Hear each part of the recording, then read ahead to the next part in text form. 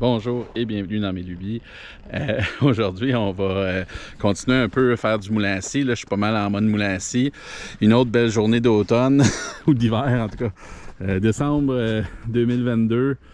C'est la troisième journée de suite qu'on a 5 cm de neige suivi de pluie, puis de grêle, puis de que voulez-vous. Fait que pas les plus belles températures ensoleillées, mais on en profite. Ça reste qu'il pleut pas pour l'instant, fait que je vais en profiter pour faire un peu de moulin à scie.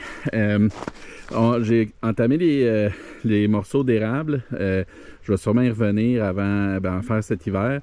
Mais là, aujourd'hui, j'ai le goût de faire du noyer. C'est pas du noyer noir, c'est vraiment du noyer. J'en ai deux là.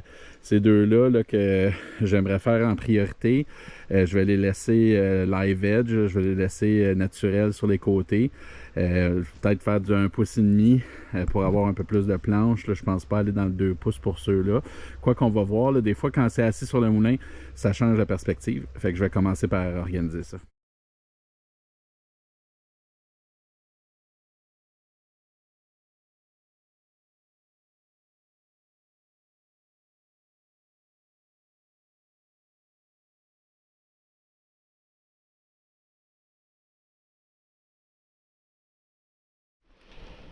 Je m'écoutais parler en introduction, puis j'ai dit qu'il pleuvait pas. Je me disais, non, dis pas ça, il va se mettre à pleuvoir, et comme de fait, il pleut. Mais je vais essayer d'avancer quand même. Ce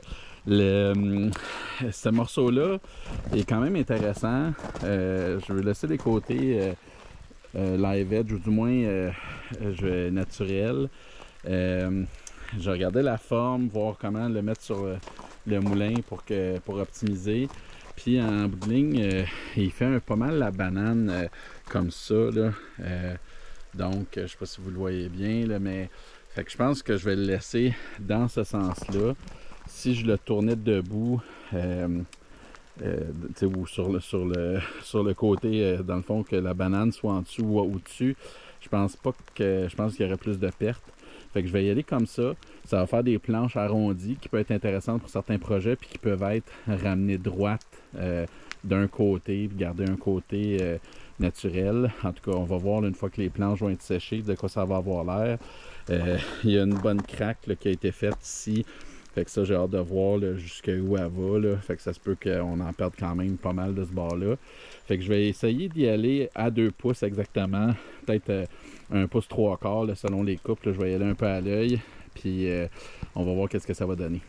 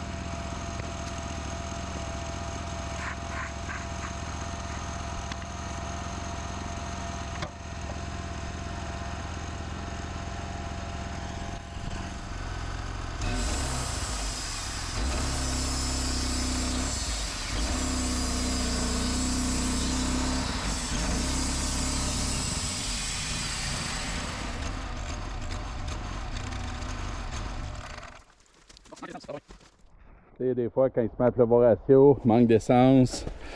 Je pense que c'est la vie qui nous dit qu'on est peut-être mieux de ne pas faire du moulin présentement. Fait qu'on va recommencer un autre tantôt. Bon, lendemain matin, c'est reparti.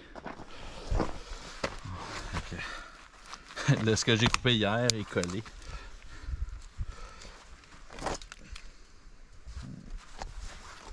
Même les petites coupes de même, je vais les garder.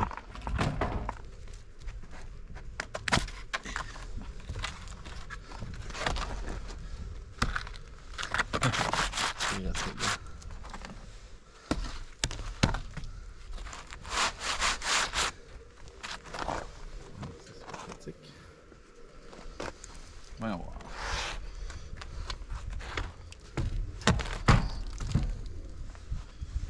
C'est un grain de bois intéressant.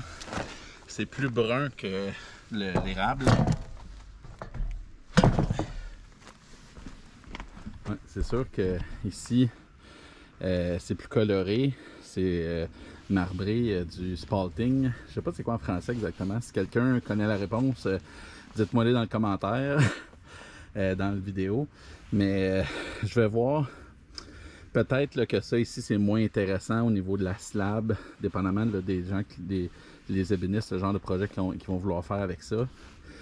Mais du bois, du grain comme ça peut être bien intéressant dans bien des projets. Moi j'aime ça quand c'est caractériel puis bien différent.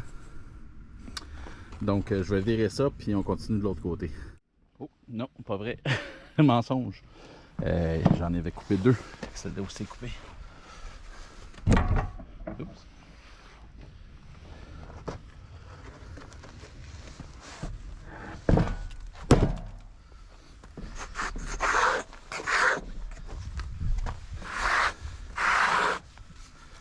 Vraiment spécial les couleurs. Ça a commencé à pourrir. Mais... c'est étonnant, c'est pas les mêmes couleurs que de l'érable. Ça pourrit pas pareil. Mais ça fait vraiment des lignes de bleu puis de gris. C'est bien beau. Ouais, fait que je vais y aller à 2 pouces. Je vais aller chercher dans le fond la plus grosse slab que je peux avant de pogner le noyau. J'ai le temps d'en faire 2 plus petites d'1 pouce et quelque chose. Celle-là, il y a déjà une bonne craque là ici. Fait que je pense que je vais juste aller maximiser l'épaisseur.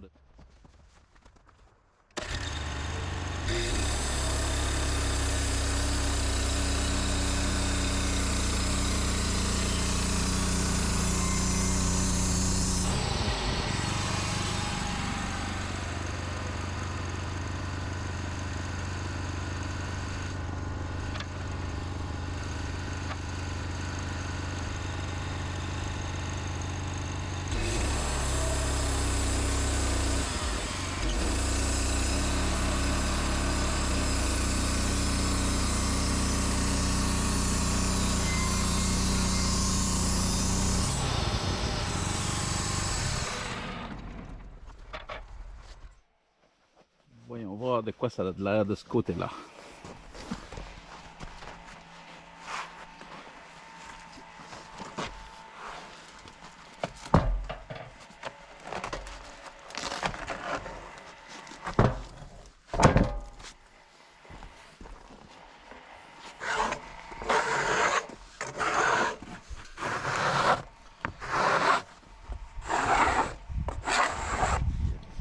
C'est pas si pire. Je pense pas que vous la voyez sur l'écran. Ici. La craque ici, elle va pas trop loin. Fait que ça, je suis quand même assez content. Là. Ici, elle continue un petit peu, mais c'est pas dramatique. Donc, ici, en tout cas, cette planche-là qui est un peu plus mince, je vais aller chercher quand même une belle largeur. Là. Fait que ça va être bien pratique.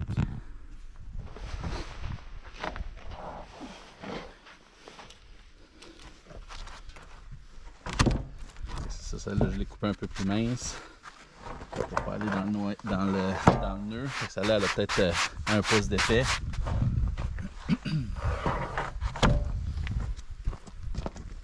Yes.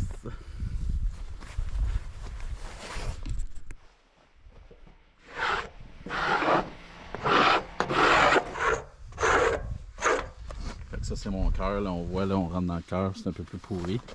Fait que ça il y a à peu près 1 pouce et demi d'épais, 1 pouce 3/4. Fait qu'on va voir.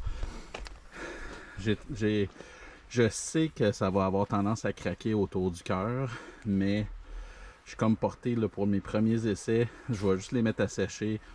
On va prendre le risque, on verra ce que ça donne. Puis si ça sèche bien sans trop craquer, ben ce sera une belle planche parce qu'il y a quand même une belle épaisseur.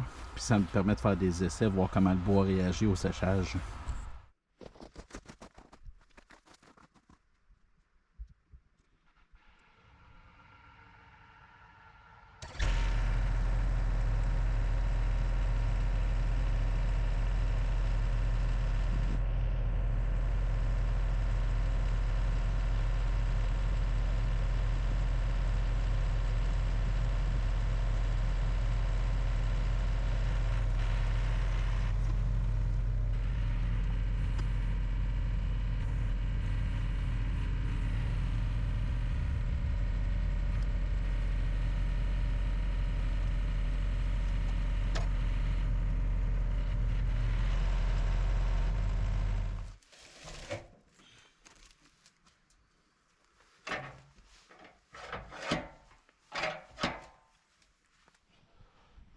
celui-là, comment je vais m'y prendre. Je pense que l'angle comme ça est parfait. Le nœud est relativement centré de ce côté-ci. Même chose de l'autre côté. Fait que je vais tout simplement commencer à faire de la planche. Il est un peu plus dur à voir là, ici, mais il est somme toute centré. Puis, puis le bio est quand même assez de niveau par rapport au moulin. Fait que je vais tout simplement commencer la planche direct de même. Puis je vais aussi laisser les côtés. Je vais continuer là, à faire juste la planche live edge avec ça. C'est pas des super larges planches, mais ils ont une forme intéressante. Fait que, puis étant donné qu'il fait la banane, d'une certaine façon, il n'y a pas tant de bois. Si je voulais vraiment en faire une planche là, droite bien coupée, là, en bout de ligne, il n'y aurait pas grand chose là, qu'on pourrait utiliser une fois l'écorce enlevée. Fait qu'en le laissant live edge, ça ouvre un peu les possibilités. Puis de faire des projets comme des tables, des river tables, des tables en époxy, en bois, entre autres, puis un paquet d'autres idées. Donc on va y aller de la même façon pour ce bio-là.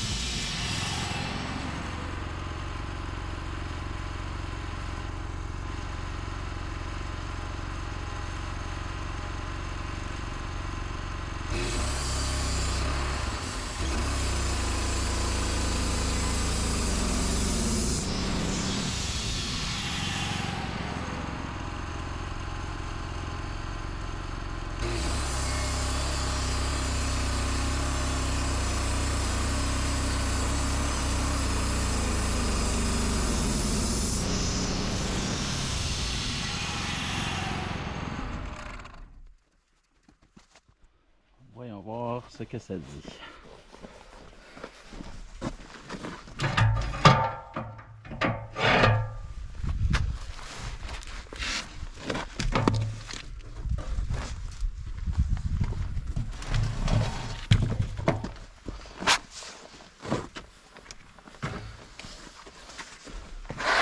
La première planche, je l'ai fait...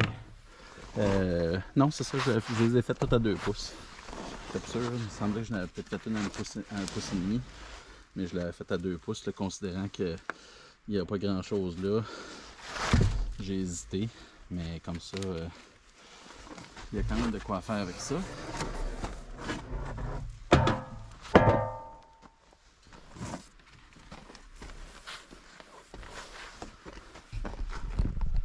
C'est un peu intéressant de voir où la banane est. On a quand même une bonne section large ici. Clairement, là, avec la forme, là, comment ça poussait. Fait qu'on va voir, peut-être que ce sera le genre de planche qu'on coupe pour avoir du plus foncé. On verra. Je les ai mis à 2 pouces, fait que ça donne quand même beaucoup de possibilités. C'est possible d'être fendu sur la serre-ruban avec une bonne lame à refendre. Fait que les ébénistes d'habitude sont équipés pour être capables de, s'ils veulent se faire 2 épaisseurs, c'est pas une grosse difficulté.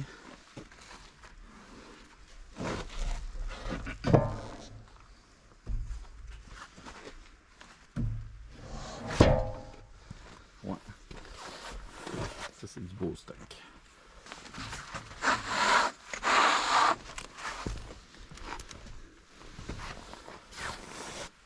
Ouais.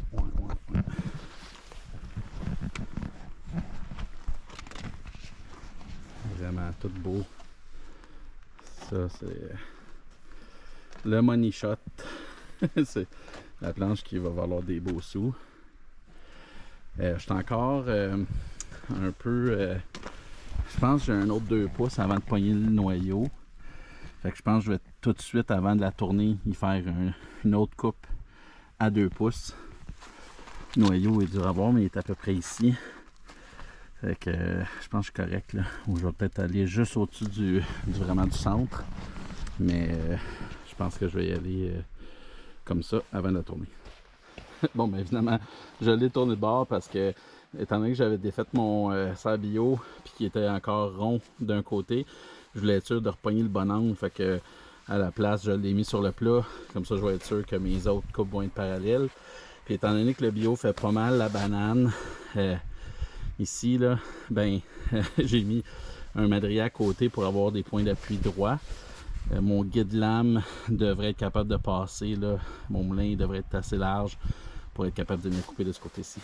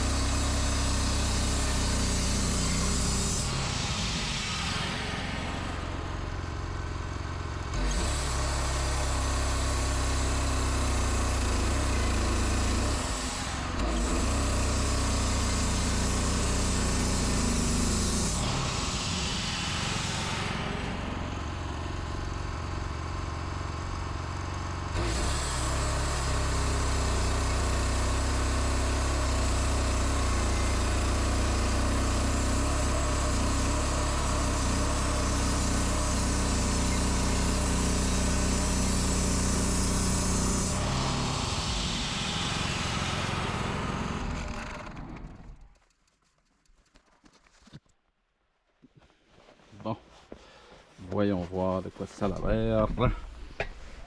Le petit bout de... Le bout accident. En tout cas pour moi. J'espère que vous avez du fun. Moi j'ai du fun. On va la garder cette croûte-là, ça va être facile de transporter.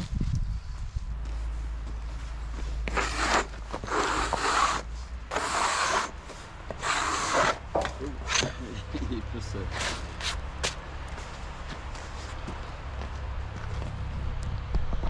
coloré slash un peu pourri ce bas-ci, mais ça lui donne des belles couleurs.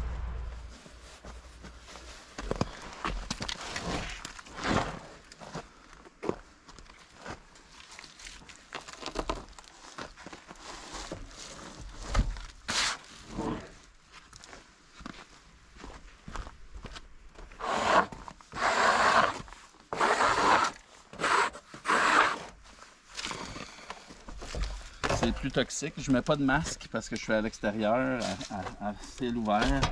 Puis j'avoue que je sens peu le bois, mais je le sens un peu. Fait que c'est sûr que l'idéal serait de porter un masque respiratoire également quand on travaille dans le bois. C'est sûr qu'à l'intérieur, dans l'atelier, j'en mets.